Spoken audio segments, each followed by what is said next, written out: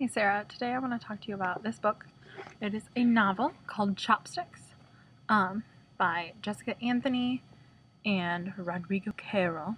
Articles and little bits of notes. There's a lot of art. There's a text message conversation. So it's a very interesting novel. I just picked it up here at the bookstore and started reading it and read the whole thing cover to cover. It's obviously not hard because there's not that many words to it. It's very intriguing. It's a mystery, sort of, not until the end, though. It's about this girl named Glory, and she is a piano prodigy, and she lives a very controlled life by her father, Victor. And her family moves in next door with a boy about her age, and his name is Francisco. And they begin this romance.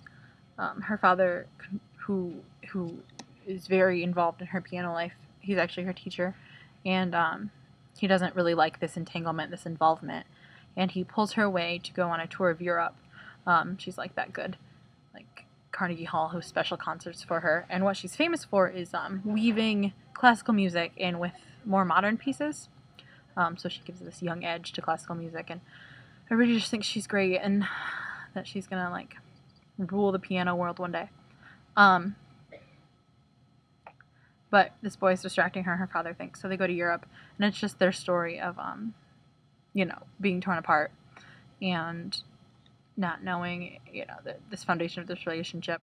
The boy, Frank, had moved from Argentina, and you get the impression that he doesn't speak very much English, and they send him to a preparatory school where he does very poorly. He acts out, and the only class he does well in is art classes.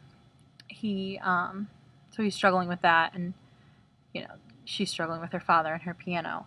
And what we find out is that she begins to only play the song Chopsticks, like the little kid song that everyone can play, that one. At first they think it's part of her act that she's weaving it in with the music, but after a while you see that she's doing it on accident. She'll be playing like Beethoven, and then all of a sudden her fingers will just do it for her. And it happens once, and they kind of write it off, and then it happens again, and it gets to the point where it's all she can play.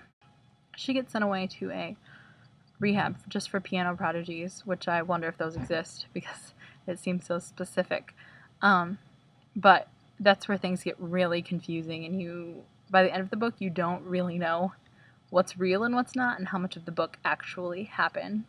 I guess it's up to you to decide. I don't know, maybe a reread would further enlighten you, but you have this kind of interesting story where you're kind of filling in blanks by yourself, and then by the end of the novel you're not sure which blanks you were supposed to fill in. Another really interesting thing about this book is I was looking on Twitter and I saw something about it, and it said download the app, and if you look you can actually read the entire book as an app. It's $6.99, and since the book is all pictures, you just like scroll through them. There's a preview down here.